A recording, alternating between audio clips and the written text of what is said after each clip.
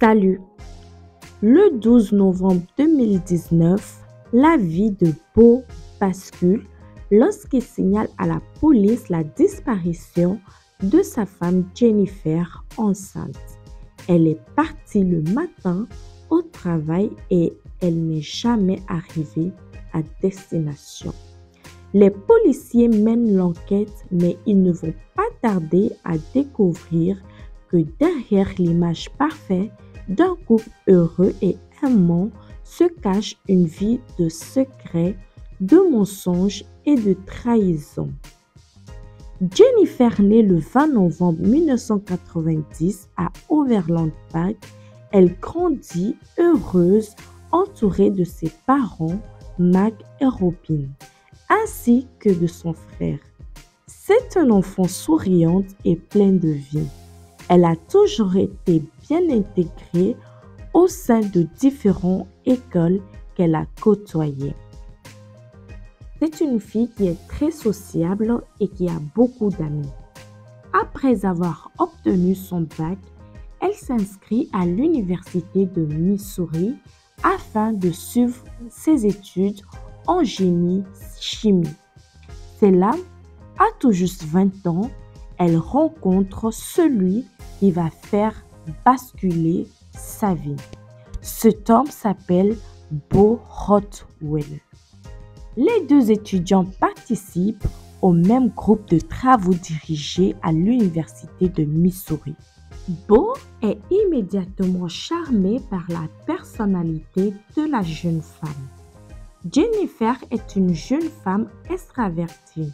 Elle aime aller au contact des gens, faire de nouvelles rencontres. Elle fait partie de ces gens qui ont cette facilité à se faire des amis, voir du monde, faire rire ses amis et elle est d'ailleurs connue pour avoir beaucoup d'humour. Beau, contrairement à elle, est plutôt réservé et tranquille. Il n'aime pas être sous l'effet des projecteurs. Malgré leurs différentes personnalités, ça va tout de suite coller entre les jeunes gens. Ils s'entendent à merveille. Après 4 ans de relation, Jennifer et Beau ont très bien avancé dans leur relation et alors qu'ils s'apprêtent à recevoir leur diplôme, Beau décide de faire une des plus beaux demandes romantiques à Jennifer. Connaissant son amour pour des animaux, il lui offre un chat sur lequel il attache un collier avec une bague de fiançailles. Mise aux larmes, Jennifer accepte immédiatement. Un an plus tard, le 26 septembre 2015, le couple se marie entouré de leur famille. Les deux sont désormais ingénieurs. Jennifer décroche un poste en tant qu'ingénieur chimiste, tandis que Beau intègre une entreprise renommée. Il s'achète une grande maison de plus de 200 mètres carrés. Très complice, le couple rêve d'avoir des enfants, de former leur propre famille. Mais avant, ils préfèrent stabiliser leur situation professionnelle. 3 ans après leur mariage, ils estiment que c'est le moment venu pour avoir un bébé. Malheureusement, les choses ne se déroulent pas comme prévu. La jeune femme a du mal à tomber enceinte. Les mois passent et rien. Jennifer consulte alors un gynécologue. Le verdict tombe. La jeune femme souffre d'endométriose, une forme qui l'empêche de tomber enceinte facilement et naturellement. Commence alors pour le couple une période difficile. Les examens médicaux, les traitements, ils font tout pour réaliser leurs rêves. Ils veulent absolument avoir un bébé et ils sont prêts pour cela. Cette tentation de conception prend de plus en plus de place dans le couple. Tout tourne autour de ça et peu à peu, ils commencent à s'éloigner. Au début de l'été 2019, Après plusieurs échecs successifs, Jennifer et Bo font le bilan et décident de faire une pause car ils ont besoin de se retrouver, de lâcher toutes ces pressions. Le couple est de plus en plus distant, les disputes se multiplient et les bons moments se font rares. De plus, leur intimité a beaucoup souffert dans cette histoire. Ils décident de faire une pause et être moins focus là-dessus. Quatre mois plus tard, Jennifer apprend avec une immense joie qu'elle est enfin enceinte. Épanouie professionnellement, entourée de nombreux amis et mariée à l'homme qu'elle aime, elle se dit chanceuse. C'est une grande nouvelle et elle décide de marquer le coup en faisant une surprise à son mari Bo. Le 26 octobre 2019, Jennifer informe son mari qu'elle a commandé à manger. Lorsqu'on sonne à la porte, celui-ci pensait qu'il allait tomber sur un livreur, mais à sa grande surprise, c'est sa femme qui lui présente un test de grossesse positif. Seulement que la réaction de Bo n'est pas celle qu'espérait Jennifer. Son mari se montre étrangement mal à l'aise et essayant de cacher son malaise en faisant bonne figure. Mais Jennifer va remarquer tout de suite que quelque chose ne va pas. Pour la rassurer, Bo lui explique être mal à l'aise le fait qu'elle filme la scène. Il la fait être heureux de cette grossesse. Au cours des semaines suivantes, Jennifer, malgré la réaction quelque peu étrange de Bo, elle va prendre son premier rendez-vous chez le gynécologue. Elle va envisager de faire quelques travaux à la maison pour pouvoir accueillir mieux le bébé. Elle imagine la décoration de la chambre. Elle se projette à cette nouvelle vie qui s'annonce radieuse. Le seul point noir, c'est Bo. Ce dernier ne semble pas partager l'enthousiasme de son épouse. Elle ne comprend pas ce qui se passe. Eux qui avaient tant rêvé de cette grossesse des mois et des mois, elle ne comprend pas pourquoi aujourd'hui celui-ci est distant et est à la réserve. Le mardi 12 novembre 2019, un peu plus de 2 semaines après l'annonce de la grossesse, en fin de journée, Bo reçoit un coup de fil de sa belle-mère. Apparemment, Jennifer ne s'est pas présentée à son lieu de travail. L'une de ses copines, inquiète de ne pas avoir de ses nouvelles, va contacter sa mère pour savoir si tout allait bien. Bo se montre plutôt surpris. Le matin même, il s'était quitté quand elle partait travailler et n'avait pas eu de nouvelles pendant la journée et elle n'était pas encore rentrée du travail alors qu'il commence à se faire tard. Jennifer était injoignable et son téléphone était éteint. La mère de la jeune femme se montre tout de suite inquiète, pensant que sa fille a peut-être eu un accident sur la route. D'autant plus qu'il fait très froid depuis quelques jours et il y a eu une tempête de neige depuis quelques heures. Elle convainc donc à son beau-fils de signaler sa disparition à la police. C'est ainsi qu'à 21h, il compose le 911. Il explique aux policiers que de toute évidence, sa femme enceinte est partie travailler le matin même, mais elle n'est jamais arrivée. Depuis, elle ne répond pas au téléphone, ce qui ne la ressemble pas du tout. Ce n'est pas dans ses habitudes. Les policiers prennent immédiatement l'affaire au sérieux et ils commencent à rechercher Jennifer. Juste après avoir contacté la police, Beau publie un message sur Facebook expliquant que Jennifer a disparu depuis le matin. Il se dit très inquiet et demande de l'aide à chacun. La famille, les amis, les policiers et Beau très inquiets se mettent à la recherche de Jennifer. Très rapidement, ils retrouvent sa voiture garée dans une zone commerciale locale. À l'intérieur, aucune trace de la jeune femme. Ils retrouvent son téléphone portable, mais pas son sac à main. Pour approfondir leur investigation, les policiers décident de fouiller la maison, la voiture de Beau, et lui demandent également l'autorisation de consulter son téléphone.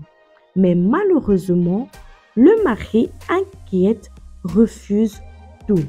Il ne veut pas que la police fouille chez lui, il ne veut pas donner son téléphone et il ne veut pas non plus qu'il regarde dans sa voiture. Les policiers sont stupéfaits. Un mari inquiet qui n'a rien à se reprocher ferait donc tout pour aider à retrouver sa femme. Il devient alors tout de suite suspect. Les policiers repartent bredouille, mais en partant, ils récupèrent une poubelle, toutefois sur le trottoir qui semblerait appartenir au couple.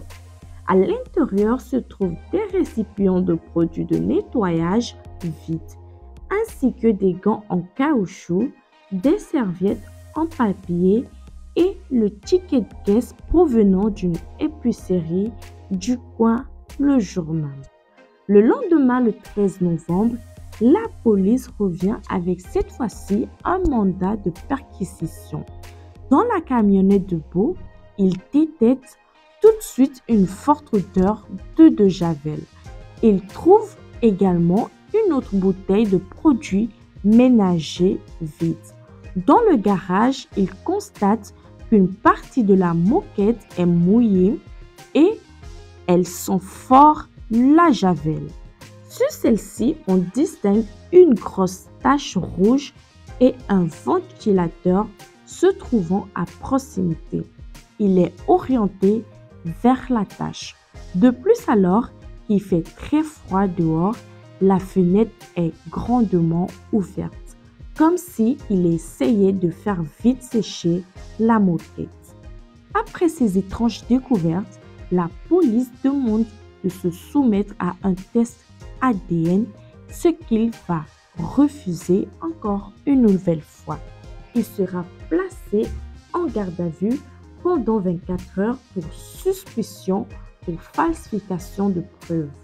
Le lendemain, vers 8 heures, la police fait une déclaration publique dans laquelle elle explique que la disparition de Jennifer vient d'être classée en homicide et également son mari est pour l'instant inculpé pour falsification de preuves.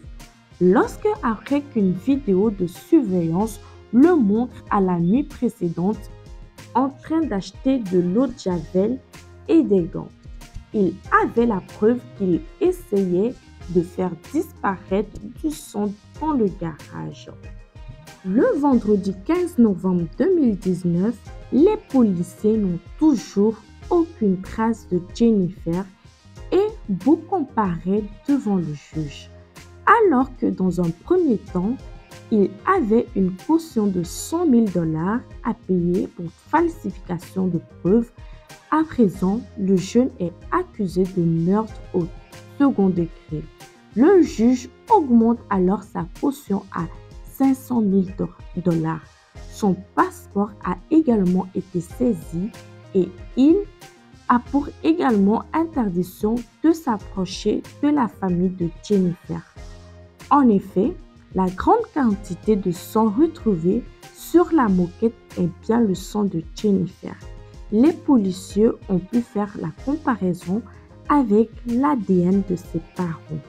Le seul problème est que le corps de la jeune femme est toujours introuvable. Le 28 novembre 2019, vers 23 h, avec la coopération de Beau et mis sous pression, les restes humains sont trouvés sur l'autoroute environ 45 km de chez eux. Le corps est entièrement nu en position fétale. Elle avait un sac en plastique sur la tête. Le mardi 19 novembre 2019, les résultats de l'autopsie confirment bien qu'il s'agit du corps de Jennifer. Parallèlement, l'enquête se poursuit. En consultant les relevés téléphoniques de Beau, les enquêteurs remarquent un numéro appelé de nombreuses reprises. Ce numéro appartenait à une jeune fille qui se rend à la police et les éclaire sur un éventuel mobile. Depuis le mois de juin, elle entretenait une relation avec Beau et quand elle a découvert que sa femme est enceinte, elle a rompu avec lui. Mais ils avaient gardé contact. Elle leur montre les différents messages échangés entre eux. Elle dit ne rien savoir sur ce qui est arrivé à Jennifer. Elle dit apprendre la nouvelle que sur les médias, rien de plus. Grâce à ces informations et toutes les preuves recueillies, les policiers avaient désormais une vision du couple claire. C'est en avril 2022 que s'ouvre le procès de Beau. Il est accusé de meurtre au premier degré. Voici ce qui s'est passé. Depuis le mois de mai, Beau entretenait une relation extra-conjugale avec une autre femme. Les essais de bébé lui avaient éloigné de Jennifer. Leur vie sexuelle n'était pas épanouissante. Après plusieurs mois de liaison, Beau était en plein doute et envisageait quitter sa femme pour sa maîtresse. Mais au moment où il comptait quitter sa femme, celle-ci lui annonça qu'elle est enceinte. Pour Beau, ce fut un véritable choc.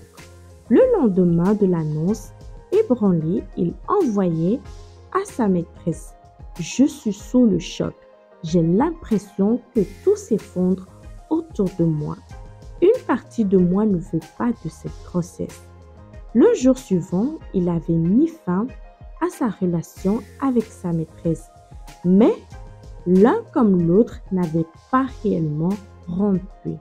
Il envoya un message à sa maîtresse en lui disant qu'il y avait 3 possibilités qui s'offraient à lui. La première est de rester avec sa femme et son enfant. La seconde est de reconnaître la liaison publiquement et de divorcer. Ainsi, la troisième est d'espérer une fausse couche. Jennifer avait remarqué que quelque chose n'allait pas dans le comportement de son mari depuis l'annonce de la grossesse. La pauvre Jennifer va alors aller chercher sur Internet que faire si votre mari est contrarié que vous soyez enceinte. La pauvre ne se doutait pas un seul instant que son mari avait l'intention de régler le problème définitivement. Selon la police, le soir du 11 novembre 2019, il lui avait tendu une embuscade.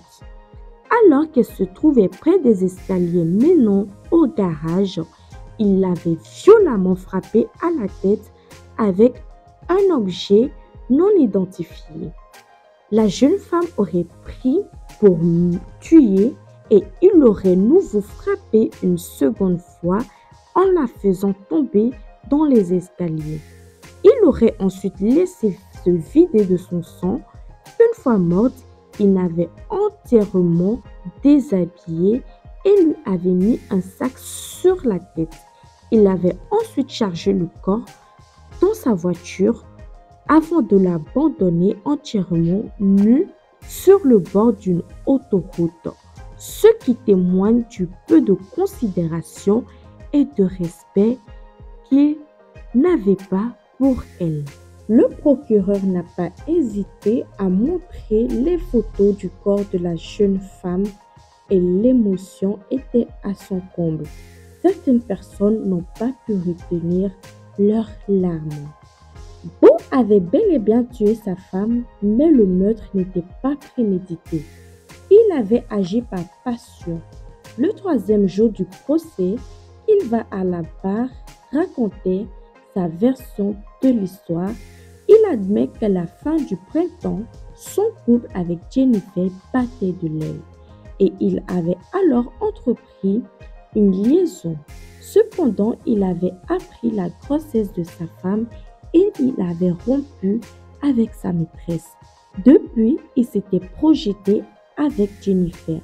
Il la rompant à venir et il raconte qu'il était heureux de cette grossesse et que les messages échangés avec sa maîtresse n'avaient qu'un seul but, obtenir de nouveau un rapport sexuel.